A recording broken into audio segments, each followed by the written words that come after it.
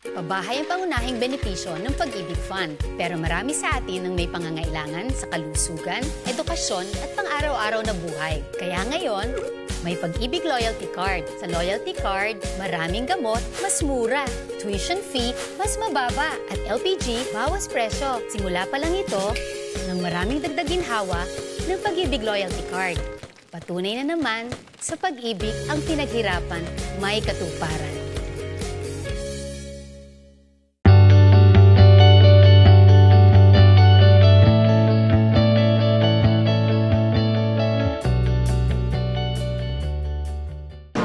Mayong adlaw, adiyan sa karon sa laing edisyon sa Talakayan sa PIA, hatod kanato sa Philippine Information Agency uban sa suporta sa Parasat Cable TV.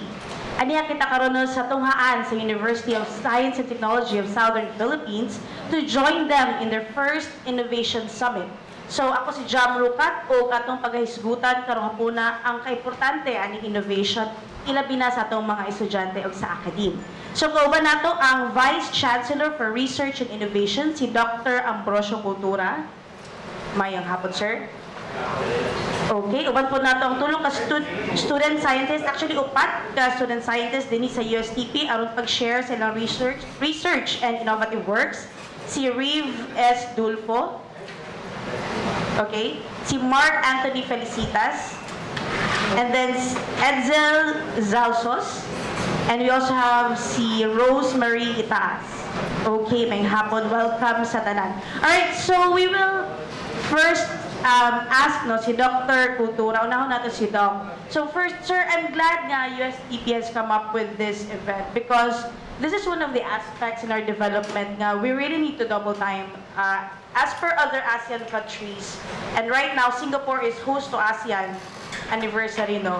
They're anchored on innovation and technology. So, sir, give us a brief background on how you came up with this Innovation Summit. What is this about, and what is the goal of this event?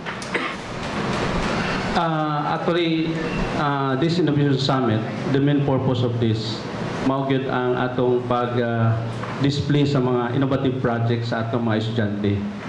For how many years already, our students adunay mga potential projects, innovative projects nga up to the cabinet lang. Wala na to ma-display, wala na to mapakita sa mga, let's say, potential nga mga investors. So, 2 years ago, ang university nag-change ta og framework, nag-introduce ta og new framework when the MUST amalgamated with Claveria and become the University of Science and Technology of Southern Philippines. Karon gi-integrate sa atong framework nga ang university will not only produce graduates that will be employed to the industries, but also the university can produce graduates that will put up their own company, new company. So, with that, nakita na mo nga ang research sa atong mga estudyante, mga innovative project, kinahanglan gini nga exhibit, nga i-display aron makita sa mga investor kung naay mga potential investor nga makita nila nga project na ay potential for commercialization. Then kitagaan na tong opportunity ang mga estudyante. So aside anang pag-display sa ilang mga project, amo sang i-launch ang additional services sa atong university, which is nag-establish ta karon o gitawag na to Technology Business Incubation. Ang atong Technology Business Incubation focus on digital technology. Unsa man ang Technology Business Incubation?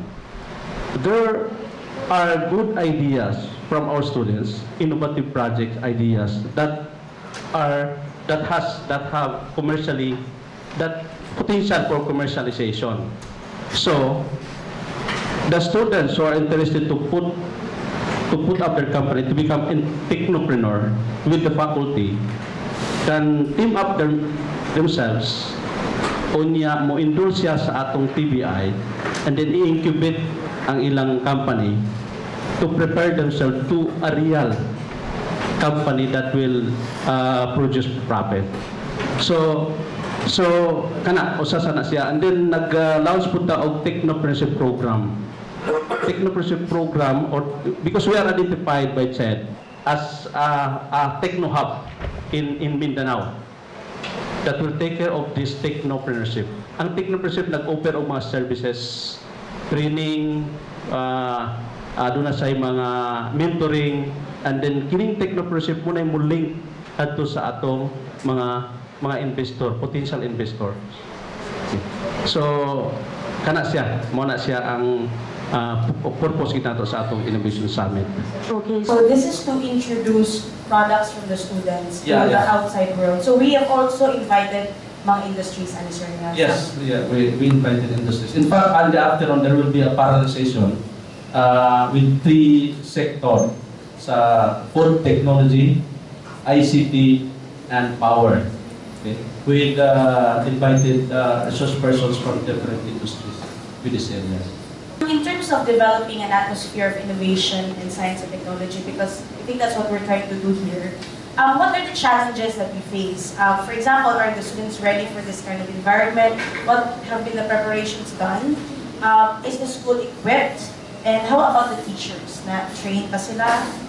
Actually, there are so many challenges because we are changing to a new paradigm, and then we need to prepare not only our students but also our faculty.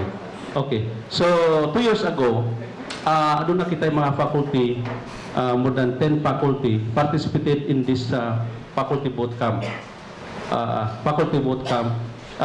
about technopreneurship, sponsored by Philippine Development. Actually, na-inspire me ani because of an investor or venture capitalist in the name of Dado Manataw. Dado Manataw is a Filipino Bill Gates, based in Silicon Valley. Okay, so actually, I'm one of those faculty who visited Berkeley, emerged there in the technopreneurship program, and then ang pamaagi dito sa Berkeley, nag-emerge ko sa ilang technopreneurship nga course. Unsay ilang gibuhat dito, gi-apply na mo diri 2 years ago. Gi-apply na mo. Gi-apply na mo, gi-integrate na mo sa tanang engineering program ang technopreneurship course to encourage innovation. And then dito tayo nakita na mo nga ang student nakakit sila yung mga gwapo nga mga idea nga angay nato nga i-promote. Okay? Dito tayo na ay mga nigawas ng mga idea, and then ang USTP nag-appeal sa mga competition, pitching competition, and in fact, say mo second o mo third me sa pitching competition sa among products sa technopreneurship. So dito nagsugod dayon niya ang actually mo lagi na ang challenges usa ang mga faculty, you need to prepare them. So ang among paagi ato aron ma-infuse ma-convince ang mga faculty, and in fact even administration, it's very difficult to convince them. That's why we invited a professor from UC Berkeley to come here for one week delivering lectures, and we required faculty to attend that lectures, and we are very lucky nga na-convince tanan sila nga this is the need in order to link the education into economy, because there is a gap between education and economy. Sometimes ang education wala makalink na to sa economy. Sometimes ang research na to dili malink na to sa industry. Na ay dako nga gap. Okay? So usay man kun ang academe concentrate on research, theory, invention, discovery, basic discovery, pero wala magtan-aw unsa ni mga potential pa ni to commercialization. Well, ang industry focus on commercialization, investing resources in commercialization, while academic investing research on invention, discovery. So there is a big gap. There is a gap in this case. They call it that gap as a valley of death. There is a valley of death. Ang mga research sa academe, it looks like nga wala patay, and then di mo abot nga to sa commercialization. So that's why we need to fill in this gap, and this innovation and technopreneurship can fill in this gap to link the industry and academe. And you know, innovation and technopreneurship is very important to sustain the country's economic development. Right. Guwapo nga yung input, sir, no? We need to address that gap. Okay? We have to make sure na itong students when they go out of the school, makarelate sila, and there is also a connection with the research to the economy, to the enterprises, the businesses. All right, thank you for that input, sir. So we are also glad that we have with us 4 student scientists to showcase their works. So ato ang actually isa din sila ka-team. Yes. So atong to present ang ilahang to present their work. Yeah, good afternoon. Gikan din mi sa Electrical Engineering Department, advised by Engineer Ruel C. Palugna. Our thesis is Solar Charge E-Bike, an urban mobility solution. So we all know that vehicles are the solution for transportation and land. This is the only means to transport from one location to another. But this solution creates a problem to our environment. It creates a greenhouse gas effect, global warming. So how do we need to solve this? So human never stop to come up with an idea. So it come up an electric bicycle. But electric bicycle creates another problem. So, di ba, pag electric bicycle, mag-charge na po ka. So problem na po na, cost na po mo. So muna ang idea. Solar charging station plus electric bicycle. Ang equal niya na green economy. Next will be eco-friendly urban mobility solution. So imagine, ang motors, kanang single motor, may isang electric bicycle. Electric bicycle are really silent. Ilum na kaya siya magdagan sa traffic, solve po dyan sa traffic sa environment. So here I can show you the video or actual prototype of the quad.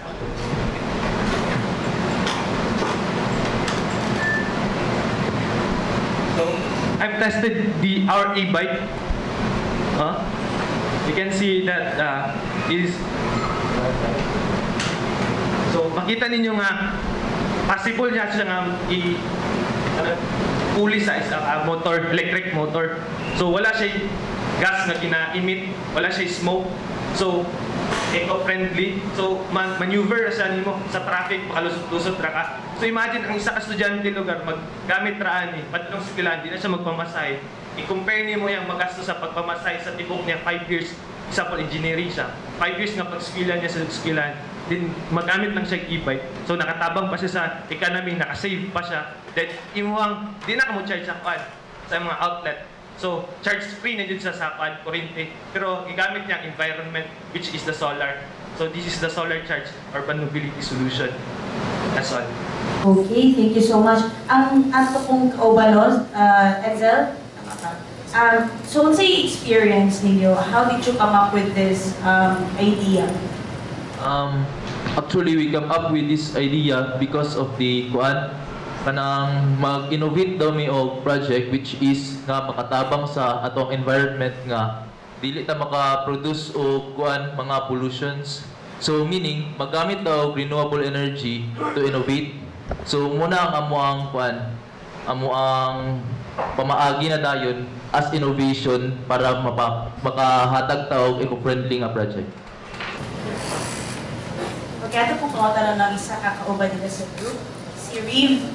So Reeve, was it hard the process of this innovation? In the process of building the project, it was really hard since syempre, the cost of buying the materials for the project and also the materials are not, some of the materials, but not most, are not locally produced. So we need to order it and wait for the materials to arrive. So it was really, and some of us had a financial process, so that's one of the problems that we encountered. So do you think this will be a hit sa atong syudad, for example? Basing it on economics,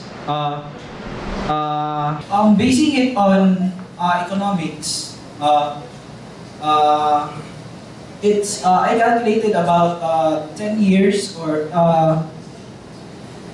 10 to 15 years for the solar charging station alone if you need to invest into it. So that's 1:1. So one charging station for one bike. So what if one charging station can accommodate 5 bikes? So we increase ang atong benefits since 5 naman ka tao maka-benefit. So ang sample lang ko diri is just 1:1. One charging station for one bike, and wala man naka-calculate if I increase the number of bikes for one. So yeah, it can benefit our economy a lot and also our environment. Okay, thank you. Okay, thank you, Reeve. So we also have another student who has an innovative work to show us. Let's give the mic to Miss Rose Marie. Yes, ma'am. Good afternoon, everyone. So, I'm a food tech student, and my product is about lemongrass. So, why all the mga sabon or mga herbs na ginagamit natin? Why lemongrass? Because makita na mo ang lemongrass is dali na siya ma-produce within much time, in 2 weeks time. Ma-produce na siya at dili siya atiman nun. So, mabuhay lang siya, sagdan lang siya. Then, una siya, native lemongrass. Tapos, ginakuha na mo ang kuha sa lemongrass is that makatabang siya sa market and sa environment. Specifically, sa pag-produce kay food, ang problem is dali na kayo madaot ang lemongrass. So, as solution to that, I'm going to convert lemongrass into spice mix. And na siya additional ingredients which is the ginger and the onion. So, ang market ma'am is that ka-help siya sa mga farmers to dili lang ginakuha ang lemongrass as lang. Potential siya sa market outside food sa region. Okay, dili siya doon sa other region, specifically sa Luzon, which is ilang ginagamit usually in soups and marinades is ilang kay sinigang at kay dili kay usually lauya. So why not promote our lemongrass spice mix to other region so that makahelp with sa farmers na, which is if ilang mass produce the lemongrass, which is makahelp sa ilaha, makahelp sa ato and the environment will benefit na dili lang siya ma-waste lang diretso kay katulad yung study 2 weeks na siya taot na kay siya, so i-convert na mo siya into powder. Okay, thank you. So, pero na-try na niya siya, no? Yes, ma'am. Okay, rapod. Yes, ma'am. I-apply na siya. Gamay lang imong sa manimo kinahanglan Within 15 grams sa spice mix is for what good for 4 servings na lauya. Then in-apply ko just for marinades kana mga lechon manok para then na-test na mo siya na mas effective yahang aroma in lemongrass than the fresh one. So mas naagin siya para ma-preserve ang iyang aroma and flavor with the use of powdered lechon. Okay, thank you. Kasi we also have, di ba sir, we also have Filipinos abroad na who wants to have the lemongrass and everything. So this is already perfect nga ilahang magamit and then dili siya ma-perish. Okay, so those are some of the innovative works of our students, and of course we know that USTP will have its Innovation Summit March 8. All right, we have introduced to you, so we open now our floor to the questions of the media. Who will ask the first question? May I have any hand? Sir Chang Ordonez of CNN Philippines. Yes, sir. Pwede ka magamit ng mic. Good afternoon. I'd just like to know if how would be the process of getting patent for these inventions, as much as students sila.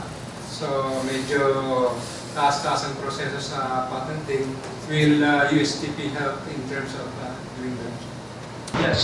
Yes, we have another office who will take charge on the intellectual property. ITSO, Intellectual Property Office that we have, assisting our faculty and students for this application patent, utility model, and the other copyright like that. So that's the services, additional services offered by the university. And in fact, aside from that, we have a new policy giving incentive to those who can apply for patent. Okay. Last year, we have this technology transfer policy in our university, giving incentive to those faculty who can get a patent around 60,000 patent, utility model around 20,000 like that. So aside from assisting them in the application, the university will pay also the application for this intellectual property. Will they also be given scholarships? For the scholarship, for the students, no scholarship. But the faculty or the university can assist them if they are interested to incubate this innovative project. Let's say if they have decided to put up a startup company, they can enroll our technology business incubation, and the university will assist them, provide them the capacity training or capacity training, or also provide them mentoring and any other services that needs for a company to start a company. In fact, in this year we submitted a budget or a proposal for the innovation center. We will put up an 8-story innovation center here in our university. Initially, we house our innovation center or Techno Hub and TBI in our 4th floor LRC, wherein you can see the solar there, the wind, and some of the projects of our students, wind turbine and biomass, and even the hydro we have in our university in that LRC building. And then by this year, we have a budget to have an open space, the whole 4th floor in that LRC building, as an open space for our students working for their projects. Let's say they will meet there and come up or prototype their project. Because what happened now is our students lack of working space because they just work along the hallway doing their project. So we don't have space. So we will provide them the space, okay, for them to work. Okay, thank you, sir. Yes, sir. Some questions. Aside from the use in the OYA, do you found health benefits? Wala may nag-focus sa health benefits, sir, but it's based sa mong RL. Ga-benefit gyapon siya throughout sa lemongrass yun, which is makuha nato sa grass. So, wala may nag-specify yun, sir, more on kuan kanang sayaha lang yung function, kaya pag-adapt sa food application. Cost production, sir, probably more or less, sir, 10,000 lang, sir, less estimated. Yes, sir, okay. Per ano, sir? Ay, wala pa costing. Wala pa costing. Siguro for further, I think kasi, di ba, sir, you have to go to FDA for the nutritional facts sa isa ka product. Actually, kining lemongrass, we have already potential adapters atong sa Tagulan Farm. They are interested to mass produce this one and go into commercialization. There is already an adapter on this as an industry. Actually, sir, ang e-bike, sir, nani siya additional feature, sir. Nani siya regenerative braking system. So, i-compare namong with o without regenerative. Sa with regenerative brake, sir, nasa 55 kilometers mag-last ka, sir. Without regenerative brake system, sir, mga 39 kilometers. So, atong regenerative naka-add dito siya impact sa pan, sir. Last sa pagkadugayon niya sa pagpadagan niya, sir. Then, Isa po na sa charging station, sir. Galing siya sa kanang itong every location, sir. Sa diyan, kung asa dapat ang better na charging station, mura gasoline station niya. Na nasa storage charge. By the way, pila ka hours ang charging and pila ka hours siya mula? Kung in terms of kilometers ma or hours ka? Hours. Kung with Charging hours. Yes. How long will it last? kung mag-charge ko ma'am, empty jud ma'am katong empty ma'am. So 6 hours siya. Then pag mag-last din to siya, ma-full charge ma'am. Then mag-last to siya og mga 55 kilometers. Okay ma'am pag-apan. Atong So if you don't okay. So I understand your desire to actually be eco-friendly and all that, and but the question is, the purchase. Do you have an amount? How much will this cost? Yes, ma'am. How much is the bike? The bike alone, ma'am, is 19,000 pesos compared to the Students actually acquire that. That's very expensive. Din among e-bike ma'am, kano siya, nasa design nga portable. Ma-attach ang bike actually, wala naman na sa gilaptan kanang mountain bike. Portable siya, ma-attach mo na kay bike, imo bakalin. Pwede na namong himong bike diretso. Okay. Wala na mo siya gilaptan, wala na mo gilaptan ang bike. I-attach na mo siya ang iyang casing, iyang motor. So basically, anybody can actually just have the device. Yes. Okay. So how much does the device cost? Without the 90,000 minus sa bike 4,000, around 5,000 man ang bike. So around 14,000 the e-bike. The device. Yes. Itself. Yes. Okay. So that's still much. Pero if you compare it ma'am, kung igamito nimo siya for 5 years sa imong pagka-skilla, din compare nimo sa imong pamasahe kanang bus. So how many kilometers will this go? 55 kilometers. 55. So you Yes. could. So if you live in Initaw, okay. You get the point. If a student lives in Initaw to go to USTP, how many hours would that go? 2 hours? Wow, that is awesome. Given the time frame, because sometimes we need to take the bus, you need to rush. The rush hour is really killing everybody. So if you have this, have you coordinate with UST for this? So I think UST can help you with the patency and all that, because they could also help you both with the innovation and more of the dissemination of your patency. And then the second one is the lemongrass project that you have. I already have seen that with a company with UST. There was a Minbiscuan that happened last year, and there was a product that was also a lemongrass like you have right now. So what is the difference between your product and their product, and what stands out? Their product was just a continuation with this product. Oh, I see. So you have. Yes, ma'am. Oh, that's awesome. Yes, ma'am. So in our study, we focused on the solubility of the product. So easier in mixing in soup. Because the previous one have a problem with solubility, and it is kanang gibutang na bitaw ma'am sa powder, dugay siya mahilis.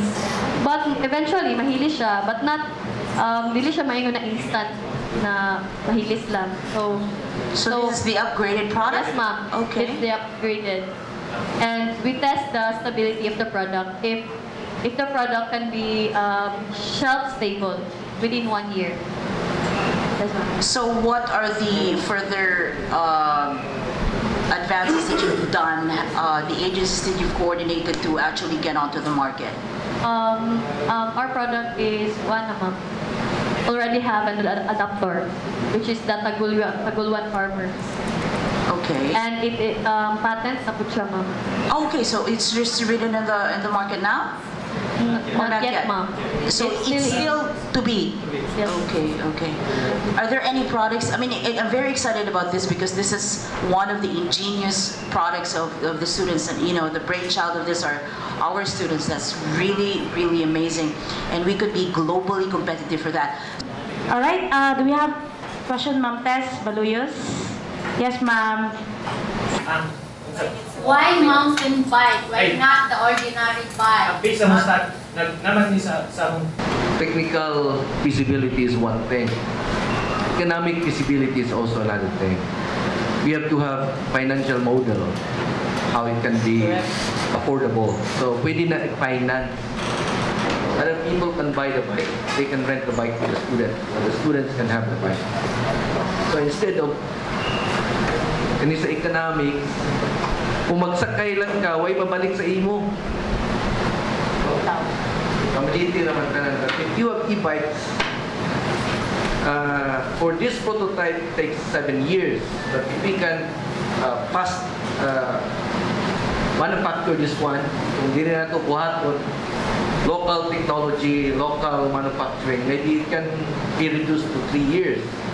So that's why we are training them to have technology, and then we are also training them how to market their product so that investors can come in and the prices can go down. Katong inyong kuan, where did you get your solar panel? Kamura po nag-produce? It was borrowed in the school. Okay. So, sa kadako ang solar panel na inyong gibutang dito sa inyong gadget? It is 100 watts solar panel. For 100 watts solar panel was designed to the solar charging station. So now I see daghang aspects ang inyong targeton dinhi. The gadget and the production of the solar panel, right? Appeal na siya sa inyong kuan and the stations, the charging station. Well, for one, it's a good idea.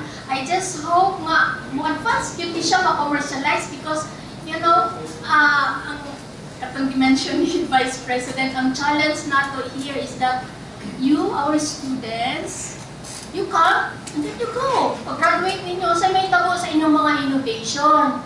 So I think this is my question later ng Vice President. Kung sa may plano ninyo, pag-graduate ninyo, ipadayon ninyo nga kuan, nga innovation ninyo, o ipili ninyo kang teacher. Ay, continue. Because we see the potential. Actually, that's another challenge actually. Kaya ang atong mga estudyante, ang mindset magud nila is kung graduate, kung niya makatake og board exam, mo employ. Gamay ra kaayo or wala pa estudyante karon nga naghunahuna nga ang ilang mindset unta nga naay lang idea, mag-start sila og company, mo put up sila og galing company. Wala pa na. Muna nga encourage na mo na siya. Muna among gapangitaon na mo na siya nga naay mga estudyante ana. In fact, mo na ang problema na mo actually when we participated the pitching competition. Nanay ni daog nga team namo, nidaog sila sa pitching competition. Kanya karon, moadto na sila sa final na gid nga pitching. Karon kay nag-conflict man sa ilang final exam o sa ilang board exam.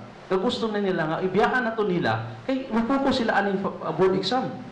So karon nabiyaan ang atong sayang kay nga idea nga magpursu na unta into final pitching, even mo adto na sa national o sa international, apply nito sa international nga pitching nga idea.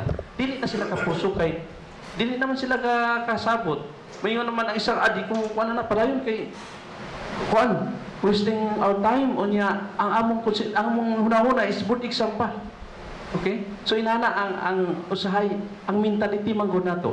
We need to change that mindset. Kay bisan pagod sa atong pamilya, sa atong mga ginikanan, di ba? Igno naman ta nga mag-eskwela kag tarong makakuha ka, makagraduate ka aron makatrabaho.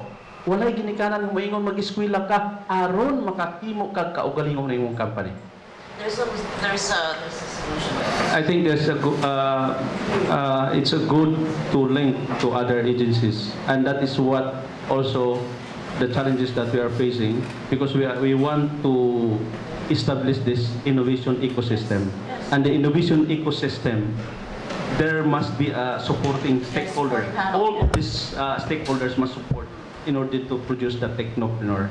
Okay, so like industry, government agencies, investor, funding source, funding agencies, like that.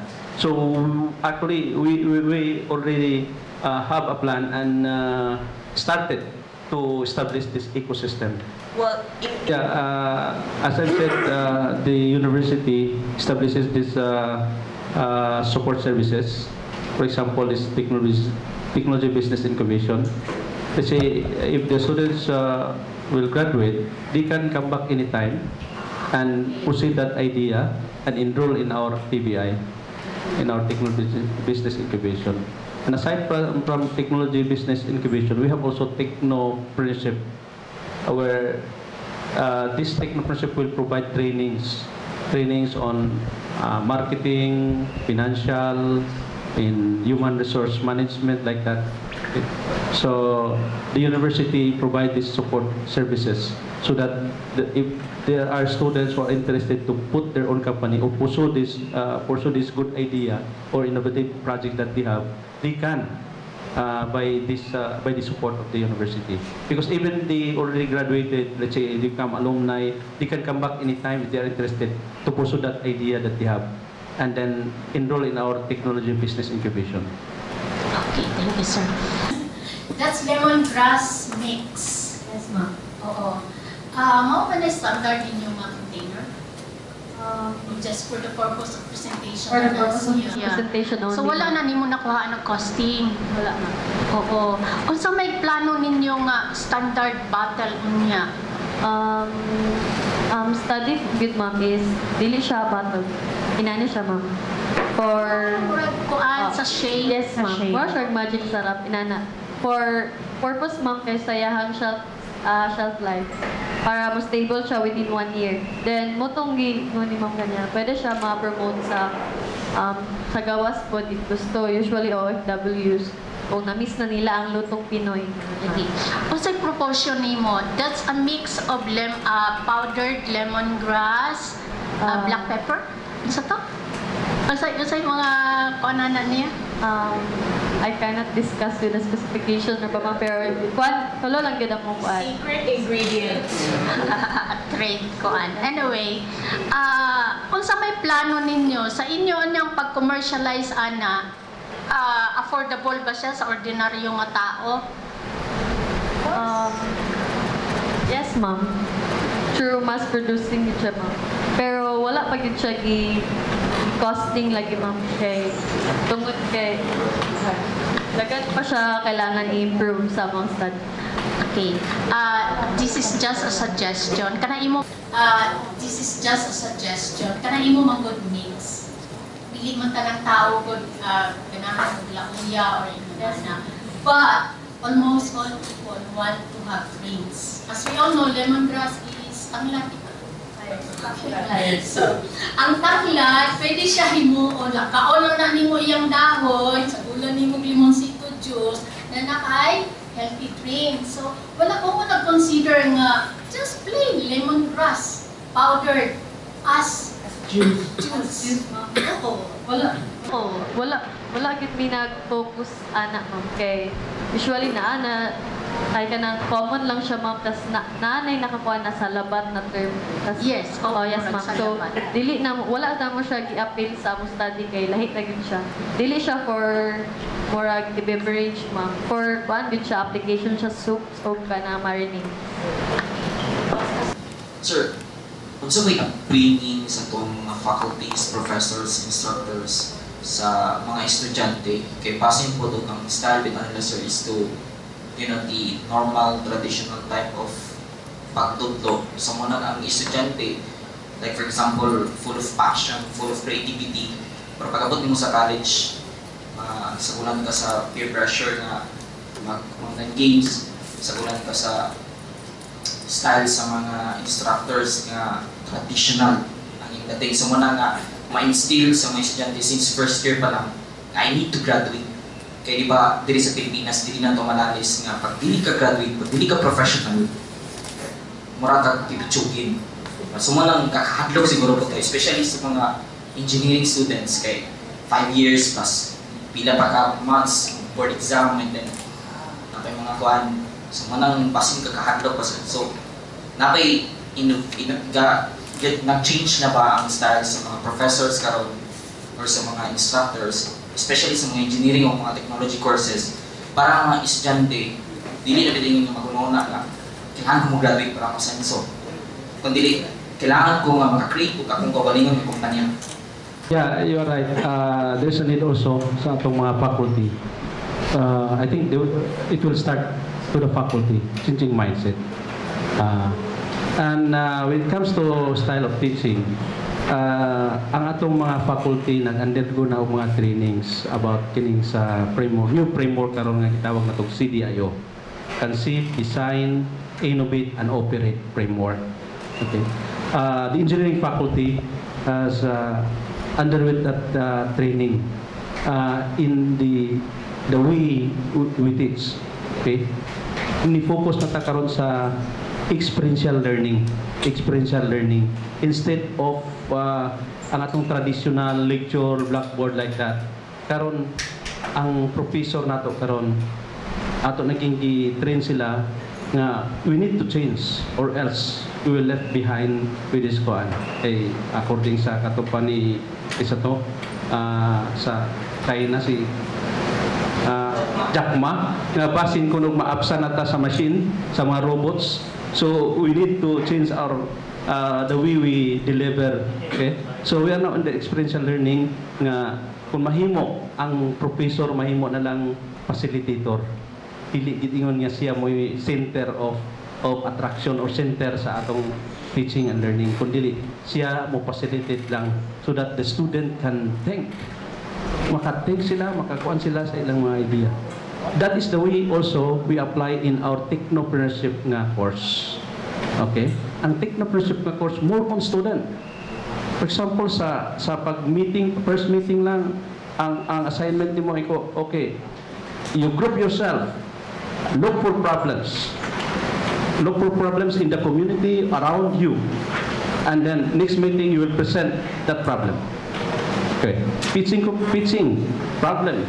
Okay, this is the problem like that. And then next meeting, present your initial solution. What's your solution? And the next meeting, is there a market? Is this solution can be adapted to the community? Is this potential to solving that problem? Like that. So, and also integrated games also natay mga kuan unsaon na sila nga ma-develop sa nila ang ilang soft skills. Soft skills which is teamwork, collaboration, and then communications. Okay. So, that's also the university also provide trainings to our faculty. Just wondering what's the role of the Office of the Presidential Affairs in Mindanao in your innovative ecosystem? Yeah, I think we have here the Presidential Assistance for Mindanao Affairs. As I have mentioned already, there is a gap between academe and industry. Okay? Our office cannot provide all this gap. We need somebody also who is expert in the industry academe. And in fact, with the experience of our new PAMA, I think they can help us provide link that to the industry. And I think if you have additional directly related with the innovation, especially with the activities coming March 8. Ang PAMA is a newly created office by the Office of the President to hasten the process of the university's mission towards industry academic.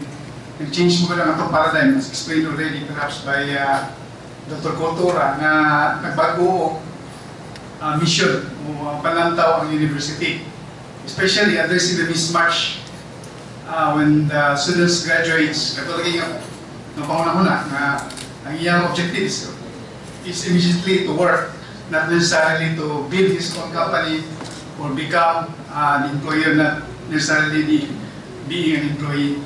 In relation to that, in kining ato ginhimo karon, immediate project nga mas makarelate ani is the conversion of the university into being the first internet university.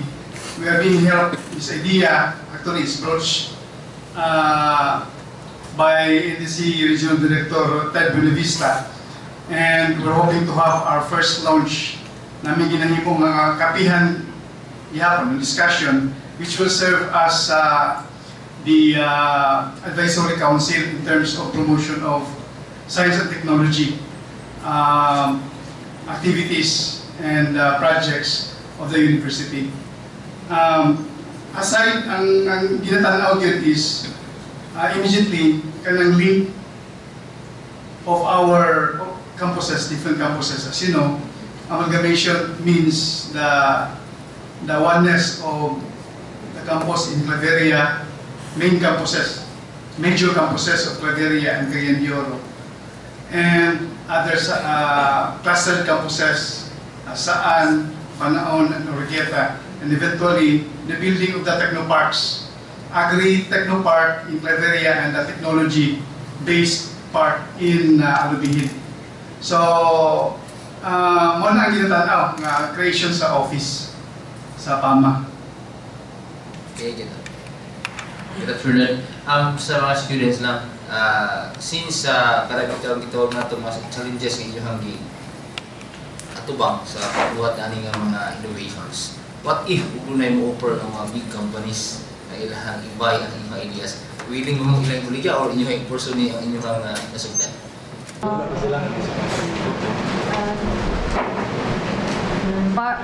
In my own opinion, sir, murag sud kayo sa ikon kay namang kay potential gid mo ang study, so why not kana murag partner na lang mo sa company. I had the same answer as sir. What if just partner with the company regarding the couple na mga students presenters of that from the ICT. Tulungan ko na innovation na areas, food, we have power, and ICT. Niapas lang sila, just in case na may mga questions, you can ask them after the program proper. Ang interview na lang. I-priority nila ilang ilang karon. So I think they also have the equal amount of innovative works compared to these engineering and food scientist students. So yeah, thank you. Afternoon, sir. About po dun sa technology business incubation, I'm just wondering po if for USTP students or USTP graduates na po ba siya? Or what if there are other students from different universities or colleges na meron din silang sariling innovative idea and they're interested to apply for this technology business incubation? As of now, it's open. Other universities can apply also, because there will be a competition and then there will be an evaluation of those. Because we only accepted 12 startups, 12 to 15 startups. Since there is no applicant yet, only few applicants from our university, from our students and faculty, so we accept applicants from other university outside. As of now, but later on, if there are already applicants from our university, then I think we will cater our university students and alumni, and also faculty. This is a competition. What competition? Yeah, competition. We will evaluate this if there are startups, many startups that will apply, because we have limited space only, around 15 space. Okay, because we will offer them a space, office space, and services, internet, other utilities for free for 1 year. Okay, to our students, I think this is now the time, because the university provide you support services so that you can have a choice. Instead of to be employed in the company, there will be also a choice to put up your own company. And I think we are lucky. I read the news in the business week that Philippines now is top #1 good investment here in the Philippines.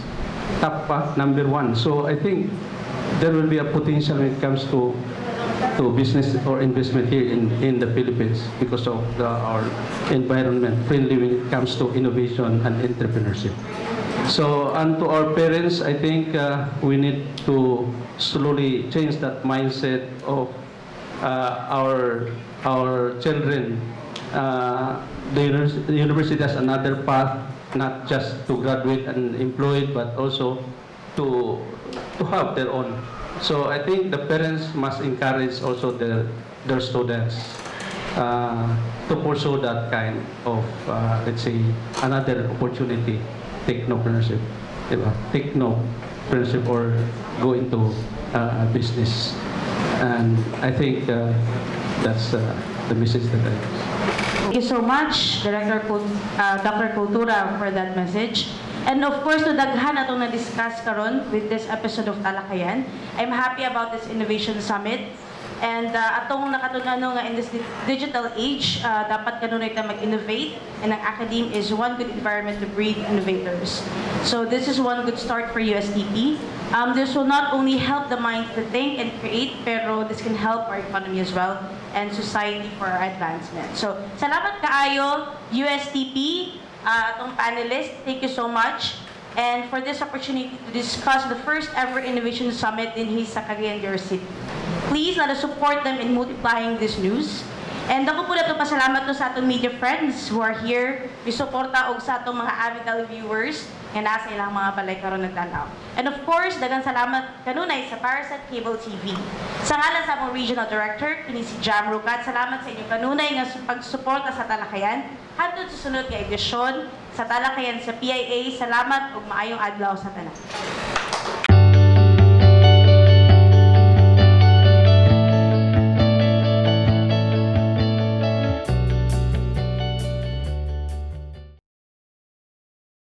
Araw-araw kayod, araw-araw ipon. Proteksyon sa aksidente. Nagkasakit ako dati. Buti may SSS ako. Laking tulong sa pagpapagaling.